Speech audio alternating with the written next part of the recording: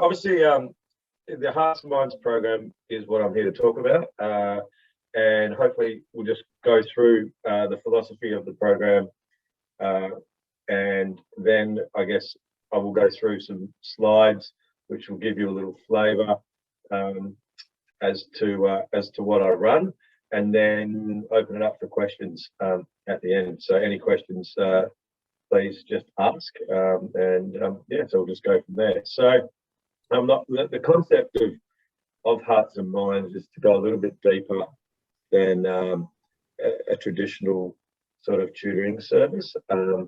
It's designed to sort of be, I guess, a marriage of health education, which is what I'm a specialist in, and also looking at sort of a holistic pastoral care kind of course.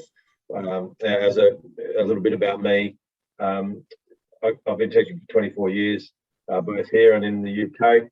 I've been a head of health and physical education, and I have also been a head of year, and I currently run the house program at Peter Moyes Anglican out in Mindarie.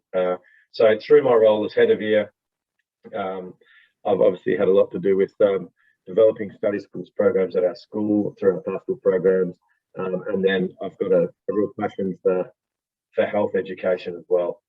So what I'm trying to do there is really marry the two, because I think that they're so connected, and that being is hearts being a student's or an adolescent's feelings and emotion towards who they are, their learning, and where they're heading, and really trying to then connect that with, I guess, the mind. And the mind is, looking at the skills they need to be a success. So it's really trying to inspire and motivate.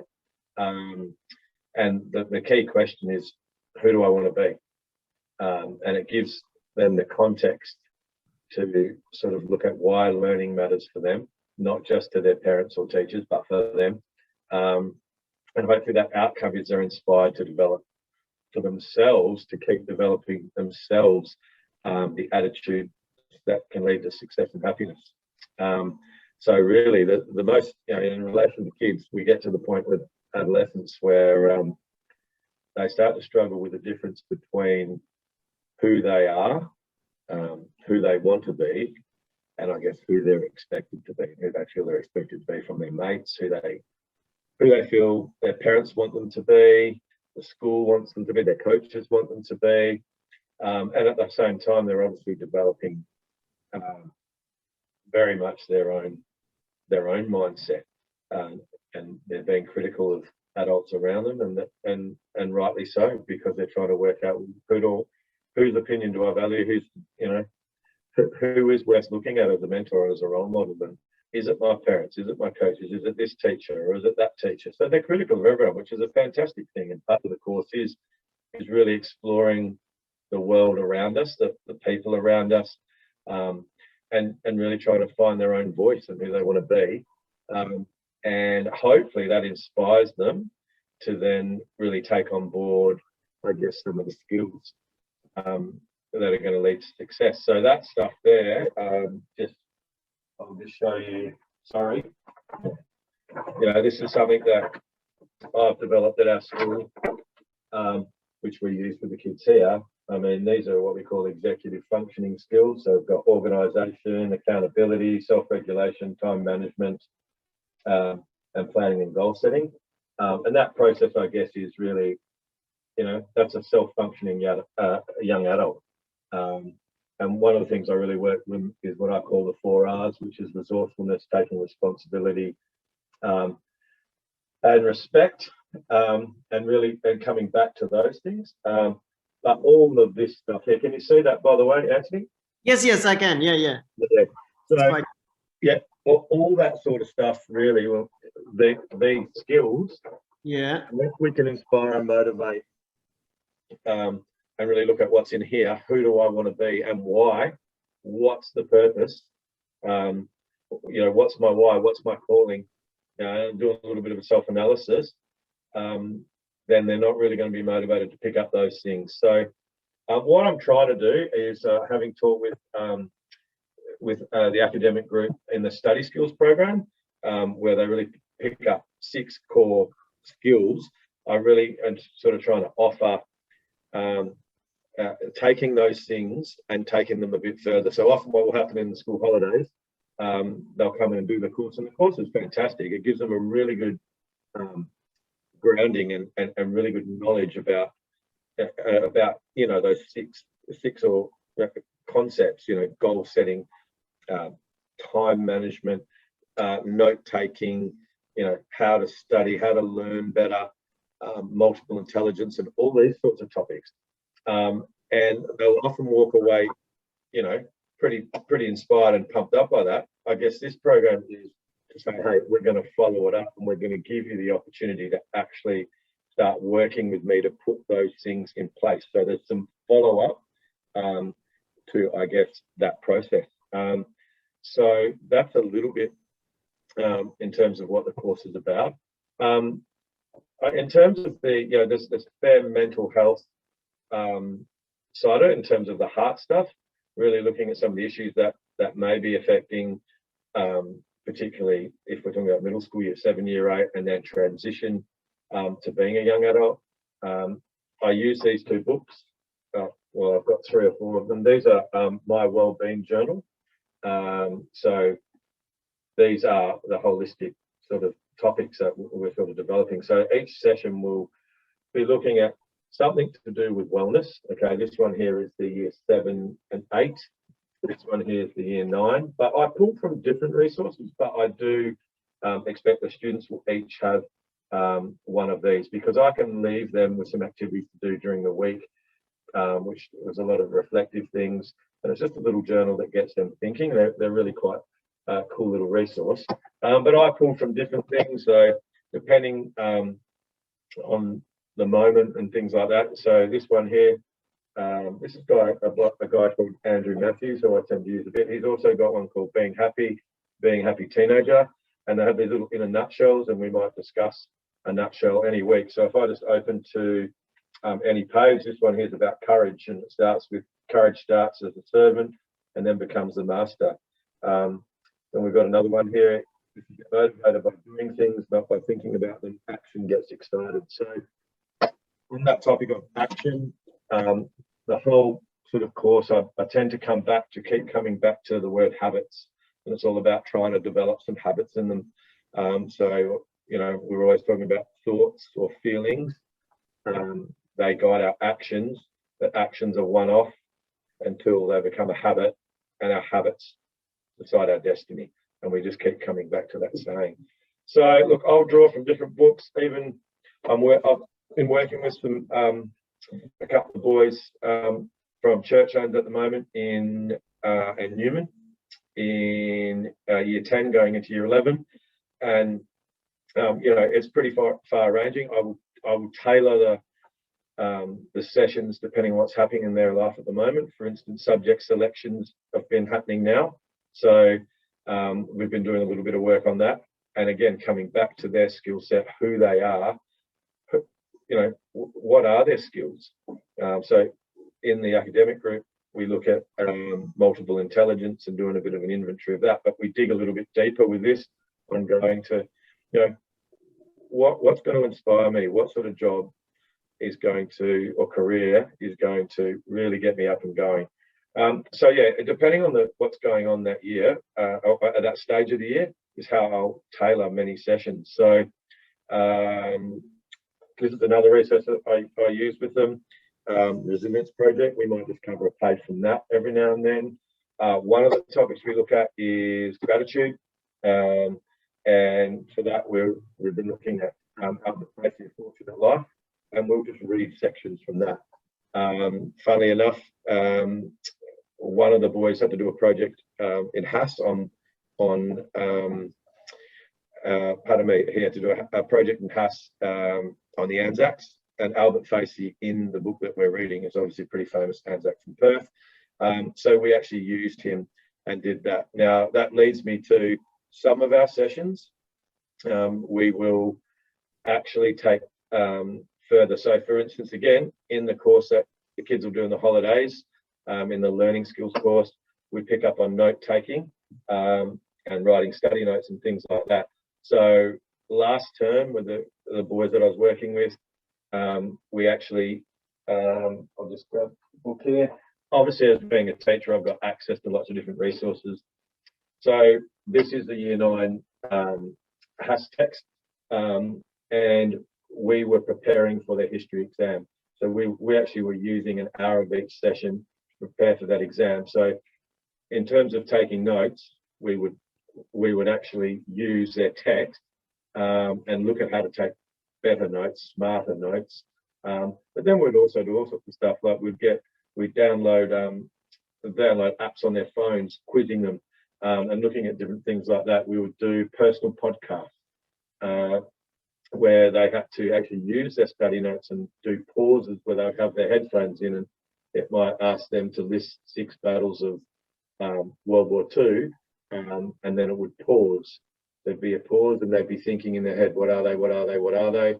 And then they would say the answers. And they can go to sleep with that on. They can have that on in the bus.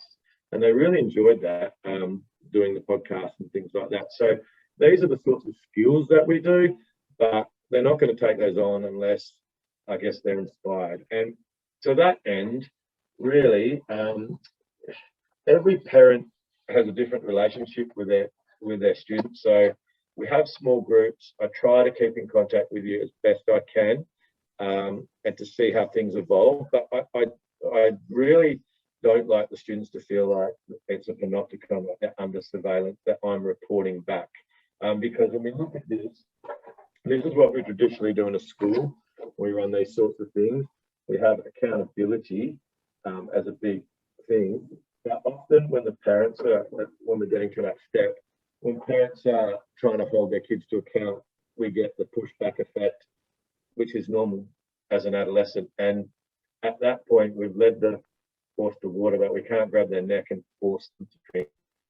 So what I am trying not to do there is to be giving weekly updates where I'm dobbing them in if I've asked them to do something. So we might devise a study planner. If we're looking at, well, I use an app called AnyDo on their phone, and we're looking at their list of things to do, or looking at what's coming up on sector or whatever it is. I try not to dob too much, because it's really counterproductive, because the whole course is about self-empowerment coming from them. And if they feel like that's a case where they're going to be getting in trouble, that kind of defeats the purpose. There are times when I will give feedback, and it really depends a little bit on what you want on there as well, and your relationship. For some students, I might find that it will cause more angst and the student won't want to come. So really what it's about, to a sense, is drip feeding little seeds. Now, if one of the questions that you would ask is, can you give me immediate success? The answer is no. It's potentially yes, but this may work 2 years down the track. But these are like little seeds that will grow. All the little topics that we talk about, hopefully are inspiring them, hopefully getting them to think.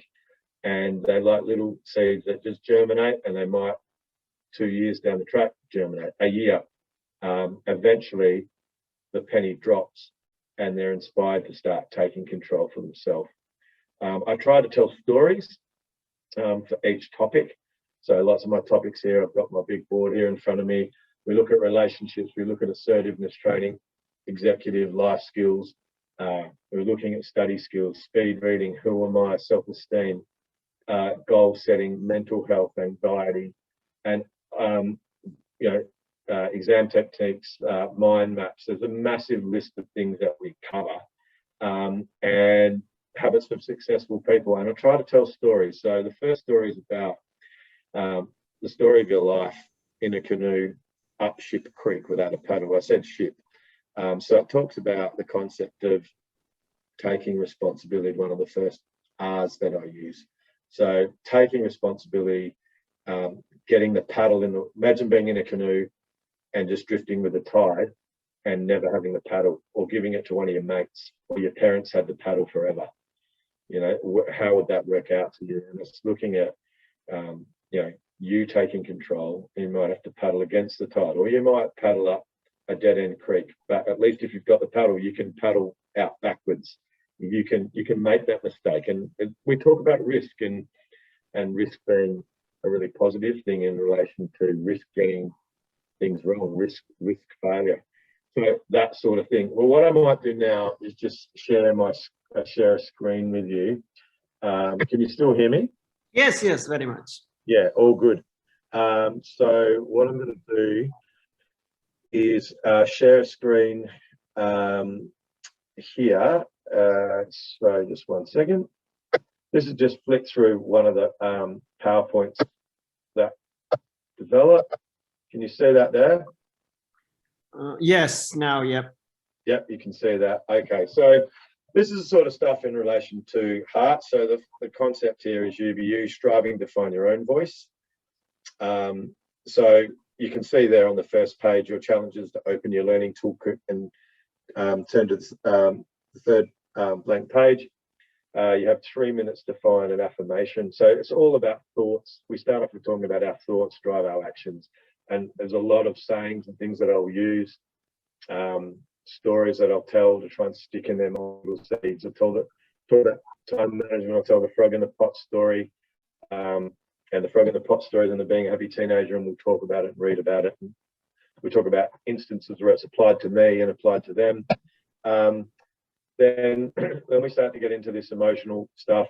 In the wellness journals, there's some pages on comparisonitis.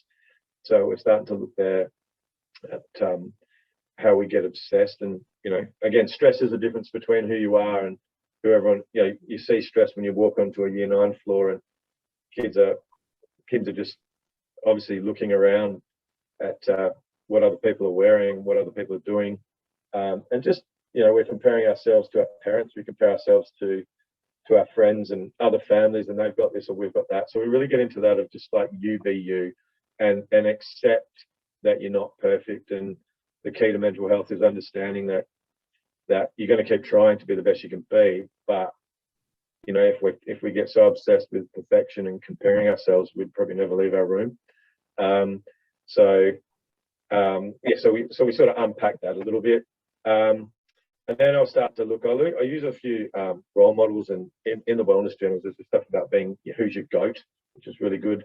And Rick Charlesworth is one that I like to use a little bit. He's a famous, he's a life coach and a famous from Perth hockey player.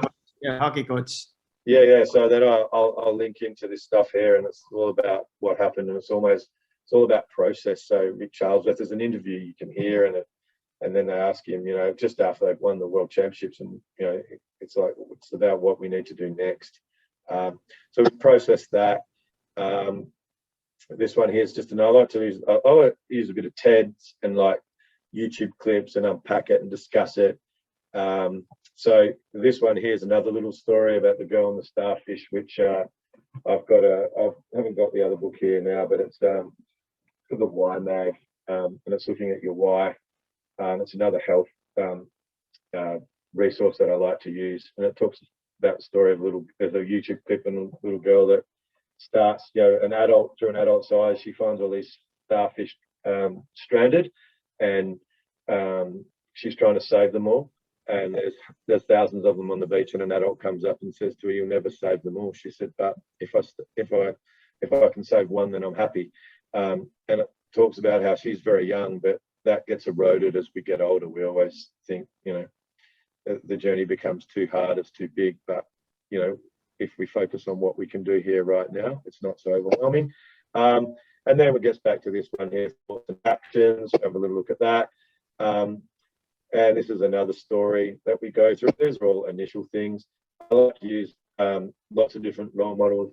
Neil Danaher, one of the ones that I'm using at the moment is a girl I used to teach who's dealing herself not with MND, but she's dealing with multiple sclerosis. She's got her own aerobic. She's a fitness instructor who does this thing called the Jungle Body. She developed her own business, and just in the last year, she's facing her own battle. She's a really inspiring person. So again, we're looking at set that resilience, watch your mindset, growth mindset, which I really like to get into a little bit as well. But this one is all about at the start, taking responsibility. And it doesn't matter what happens to us. Neil Danaher is an inspiring story, and I watch a clip where he talks about what he wants for his grandson Cooper, and the right way. And he talks about how he's just found his why, even though he knows he's going to die, but his why is what can I do to fight the beast? What can I do to help others? And that's taken his focus on what he might not have in the future to what he's got right now. And it's really quite inspiring. So we try to get that happening. And then I'll do, wrap up sessions. What did we learn? Things like that. So then I look at, there's another side I like to use, very well mind.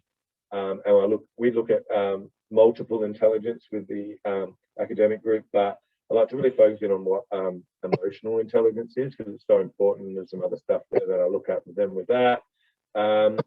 And then, I'll set them these little well-being tasks from the journal, and often hopefully they complete some of those at home. Do an academic self-reflection, goal setting. This is all stuff that I use with my PE studies, the smarter stuff. There's a little slides I steal from there, which is quite cool. And then we look at making an action plan, stuff like that. And then obviously on top of a lot of this is all our YS's time management. And I like to tell the story with the time management also about the link between stress and time management, and the story of a stress surfer. And I do this quite a story that I always refer back to about stress being like waves, and it can be a positive thing. And then we look at time in motion, and I've got some pretty cool stuff about the power of 1 minute. And also, not just about making lists, but about making time. So using calendars as well and things like that. And linking their phone and their AnyDo app and stuff like that. So and then we start to look at things like writing skills and stuff like that. So there's just a little bit of a flavour of some of the stuff that I do. And obviously the whole point of it is trying to inspire them, but also just give them the understanding is that it's not, if we have good self-esteem, it doesn't mean that I'm never going to get anything wrong, that I can't like myself for failure. In fact, I need to embrace it, and we will have to have stepping stones, and we will fail, and we will end up ship creek without a paddle, and we can paddle our way out and keep moving, and not to compare ourselves. The boys that I've got now, particularly going to church, and some of their friends are really high flying, and they suffer through that comparison. So it's understanding how I've got my own journey, and I might not get there first time. This might take a few different ways. So it's really just getting those seeds going. So that's just a little snapshot of what it's about. So